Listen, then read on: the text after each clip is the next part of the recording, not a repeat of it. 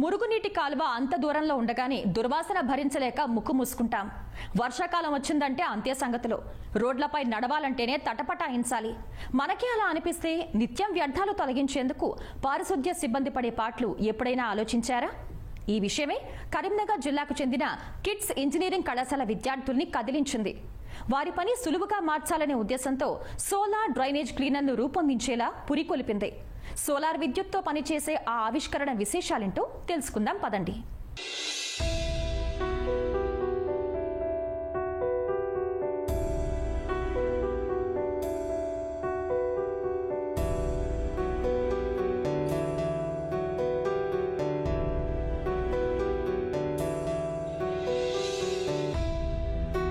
వ్యర్థాలు తొలగించే యత్నంలో పారిశుద్ధ్య సిబ్బంది అస్వస్థతకు గురవుతున్న సంఘటనలు కోకొల్లలు. మ్యాన్ హోల్స్ లోకి దిగి ప్రాణాలు కోల్పోయిన కార్మికులు ఎందరో. ఇలాంటి సంఘటనలు తరచూ విని చలించిపోయారు ఈ విద్యార్థులు. ఇంజనీరింగ్ చివరి ఏడాదిలో చేసే ప్రాజెక్టులో భాగంగా అవలీలగా చెత్తను తీసివేసే ఓ యంత్రాన్ని తయారు చేయాలని నిర్ణయించుకున్నారు. అలా చేసిందే ఈ లో cost solar power drain cleaning machine.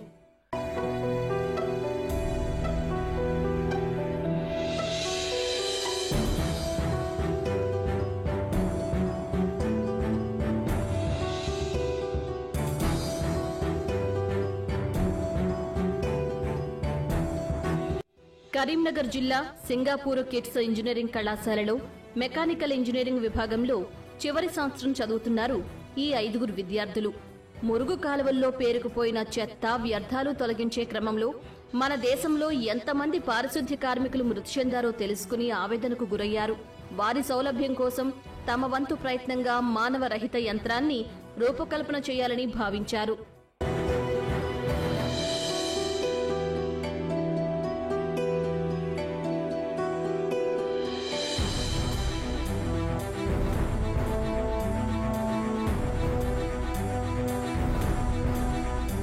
తమ ఆలోచనలను కళాశాల మెకానికల్ విభాగాధిపతి డాక్టర్ ఎంవి సతీష్ కుమార్ తో పంచుకున్నారు ఈ విద్యార్థులు. ఆయన మార్గదర్శకత్వంలో అవసరమైన పరికరాలు సమకూర్చుకున్నారు. తక్కువ ఖర్చుతోనే విజయవంతంగా యంత్రం రూపొందించి దీనికి లో cost solar power drain cleaning machine అని నామకరణం చేశారు. సోలార్ విద్యుత్తో నడిచే ఈ యంత్రాన్ని 2 వారాల్లోనే పూర్తి చేశామని చెబుతున్నారు విద్యార్థులు.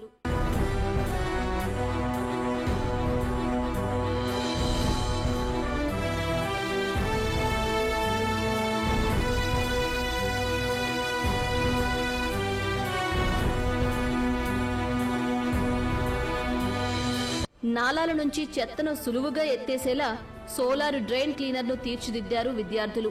దీనికి అమర్చిన చైన్లు తిరుగుతూ ఉంటే ప్లేటు ఒకేసారి పైకి వచ్చిన చెత్త వెనుక భాగంలోని డబ్బాలో ఎత్తివేసేలా రూపకల్పన చేశారు.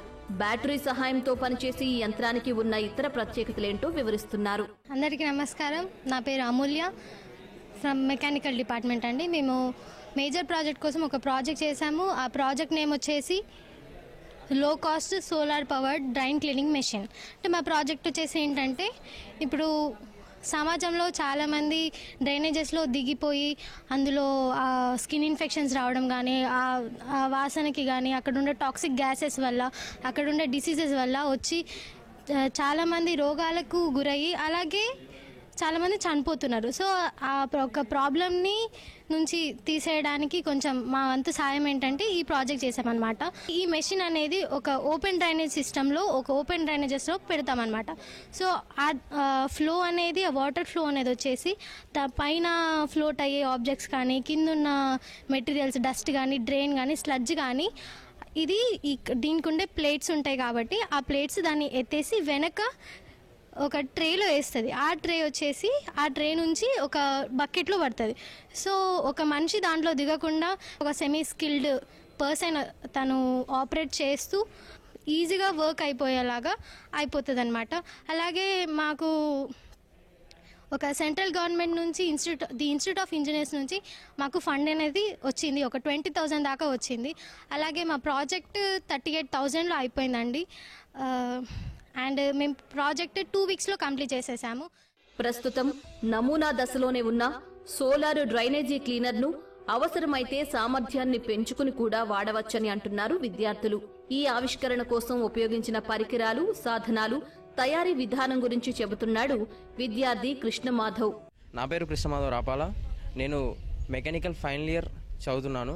మా ప్రాజెక్ట్ వచ్చేసి లో cost solar power drain cleaning మిషన్ని తయారు చేశాము.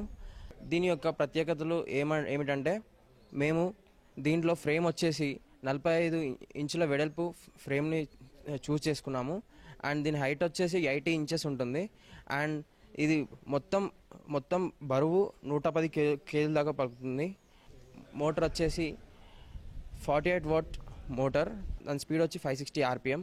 అది 800 కిలోల దాకా లోడ్ కెపాసిటీని బేర్ చేయగలుగుతుంది. కానీ మా ప్రాజెక్ట్ వచ్చేసి 10 కిలోల డస్ట్ని తీసుకోగలుగుతుంది. కంట్రోలర్ గురించి మాట్లాడినట్టయితే అది దాని లిమిట్ కరెంట్ వచ్చేసి 36 యాంపియర్ల వరకు ఉంటుంది. అది 48 వోల్టేజ్ బ్యాటరీలకి సరితూగుతుంది. మేము దీంట్లో 5 బ్యాటరీలు వాడాము. ప్రతి ఒక్కటి 12 వాట్స్ బ్యాటరీలు. దీనికి సరిపడా 48 వాట్ల కరెంటుని అది ఉత్పత్తి చేయగలుగుతుంది. మేము ఇంకొకటి దీనికి ఇది ఏదైతే చెత్తని ఎత్తుతుందో, డ్రైనేజ్ సిస్టమ్ నుంచి ఎత్తుతుందో అది కలెక్టింగ్ ట్రేలో వేస్తుంది. ఆ కలెక్టింగ్ ట్రే వచ్చేసి 45 ఇంచుల వెడల్పుతో ఉంటుంది. అది ఒకేసారి 12 కిలోల వెయిట్ని మోయగలుగుతుంది. దాన్ని ఎవరైతే మున్సిపాలిటీ వర్కర్స్ కానీ, దగ్గరలో ఉన్న సివేజ్ వర్కర్స్ కానీ వాళ్ళు ఆ చెత్తని మోర్లో నుంచి బయటపడ్డ తర్వాత తీసుకొని వాళ్ళు లిఫ్ట్ చేసుకొని వెళ్ళగలుగుతారు. ఈ ప్రాజెక్టు తయారీకి 38,000 రూపాయలు ఖర్చు చేశామని చెబుతున్నారు విద్యార్థులు. దీని తయారీకి గాను ఇన్స్టిట్యూట్ ఆఫ్ ఇంజనీర్స్ ఇండియా నుంచి 20,000 రూపాయలు ఆర్థిక సహాయం లభించిందని అంటున్నారు. ఈ యంత్రాన్ని ఒక చోట నుంచి మరో చోటుకి అవలీలగా తరలించేలా రూపొందించి అందరి మన్ననలు పొందుతున్నారు. నా పేరు రాధావివేక్. ఈ ప్రాజెక్ట్ ఎందుకు చేసినామంటే 1993 నుండి 18 వరకు చాలా డెత్స్ అయినాయి. 552 డెత్స్ అయినాయి. హెవీ డెత్ లాసెస్ అయినాయి. నా పేరు రాధావివేక్. ఈ ప్రాజెక్ట్ ఎందుకు చేసినామంటే 1993 నుండి 18 వరకు చాలా డెత్స్ అయినాయి. 552 డెత్స్ అయినాయి. హెవీ డెత్ లాసెస్ అయినాయి. అందుకు ఆ తర్వాత మేము దానికి ఒక యాక్ట్ వచ్చింది, హ్యూమన్స్ డ్రైనేజ్లోకి దిగి పని చేయొద్దని.